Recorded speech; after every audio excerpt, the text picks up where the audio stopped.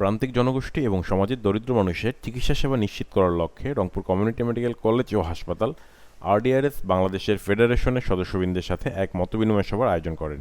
আলোচনায় উপস্থিত ছিলেন রংপুর গ্রুপের অতিরিক্ত পরিচালক মেরাজুল মহসিন এবং আরডিআরএস বাংলাদেশের বিভিন্ন পর্যায়ের কর্মকর্তাবৃন্দ। আরডিআরএসের ফেডারেশনের সদস্যরা রংপুর জেলার বিভিন্ন প্রান্তিক অঞ্চলে মাঠ পর্যায়ে কাজ করে থাকেন।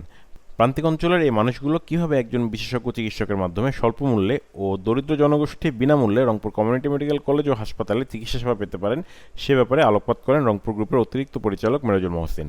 প্রসূতি মায়েদের দোরগোড়ায় স্বাস্থ্যসেবা পৌঁছাতে রয়েছে ভ্রাম্যমাণ নর্মাল ডেলিভারি গাড়ি। তিনি আরও বলেন, চিকিৎসা সেবা থেকে বঞ্চিত জনগোষ্ঠীকে চিকিৎসা সেবার আওতায় আনতেই তাদের এই উদ্যোগ। Mahbur Rahman, RCTV news, Rangpur.